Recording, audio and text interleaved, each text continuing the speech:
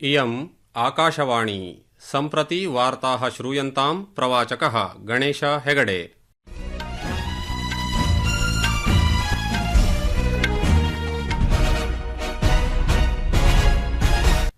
आदौ मुख्यवार्ताः। केन्द्रेण विपणन ऋतोः 20-25-20-26 कृते असंस्कृत जूट इत्यस्य न्यूनतम समर्थन मूल्ये 15,300 रूप्यकाणां वृद्धिः कृता। प्रधानमन्त्री श्री नरेन्द्र मोदी उक्तवान् यत् बेटी बचाओ बेटी पढ़ाओ इति अभियानेन लैंगिक पक्षपातं दूरीकर्तुं महत्वपूर्णं वातावरणं निर्मितम्। अथेदम् अभियानं बालिका सशक्तीकरणाय एकम् उत्तमं सोपानमस्ति। उत्तरप्रदेशस्य राज्य मन्त्रिमण्डलस्य संगोष्ठी अद्य प्रयागराजे सुसम्पन्ना। मन्त्रिमण्डलेन राज्यस्य प्रगतेः अथ लोककल्याणस्य महत्वपूर्णनिर्णयाः कृताः।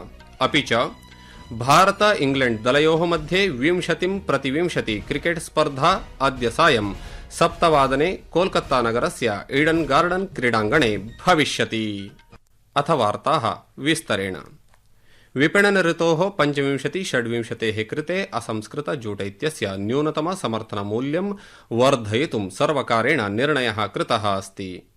अद्य नवदिल्ली नगरे मन्त्रिमण्डल निर्णयानां विषये वार्ताहरान् ज्ञापयन् केन्द्रीय वाणिज्य उद्योग मन्त्री पीयूष गोयलः अवदत् यत् असंस्कृत जूट इत्यस्य कृते 5,600,500 रूप्यकाणि एमएसपी इति न्यूनतम समर्थन मूल्यं प्रदत्तं भविष्यति।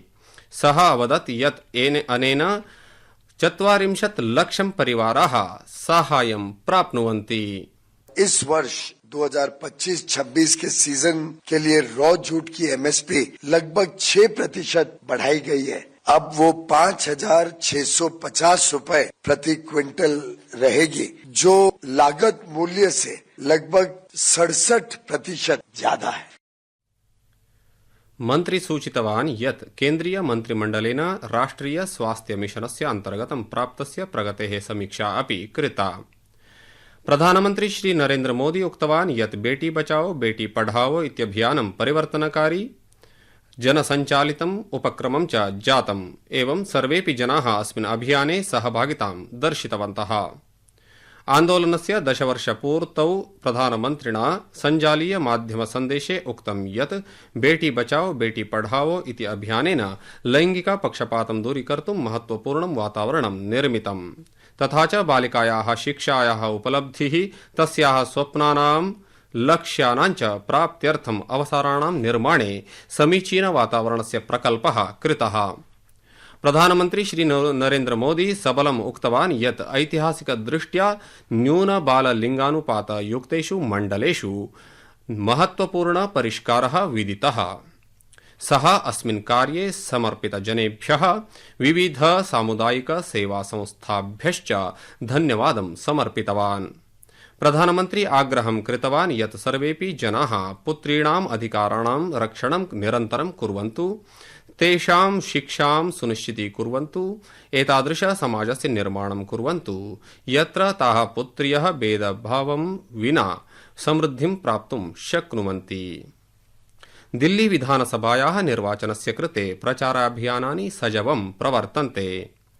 प्रधानमन्त्री तथा वरिष्ठ भाजपा नेता श्री नरेन्द्र मोदी, वरिष्ठ कांग्रेस नेता राहुल गांधी, आम आदमी पार्टी दलस्य संस्थापकः अरविंद केजरीवालः अद्य देहल्यां विभिन्न जनपदेषु प्रचाराभियानेषु भागं भजन्ति।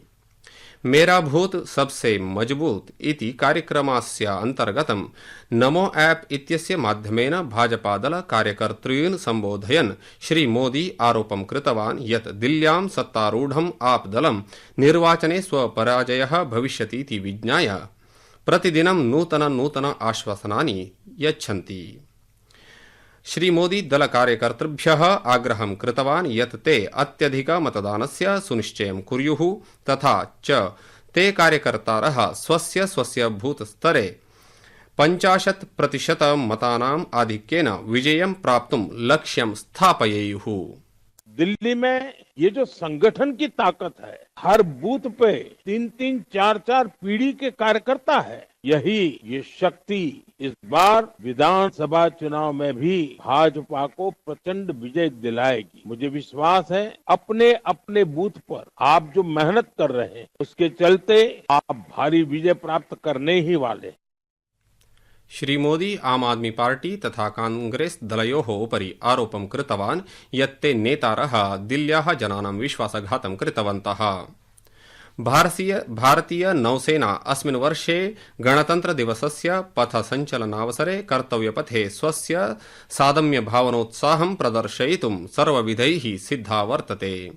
भारतीय नौसेनायाः अनुसारं गणतन्त्रदिवसस्य पथसञ्चलने उपसेनापतेः साहिल अहलुवालिया इत्यस्य नेतृत्वे मार्चिंग दलस्य 48 सदस्याः भागं गृह्णन्ति। अस्मिन् पथसञ्चलने भारतीय नौसेनायाः 6 महिला अग्निवीरसैनिकाः अपि भागं भजिष्यन्ति।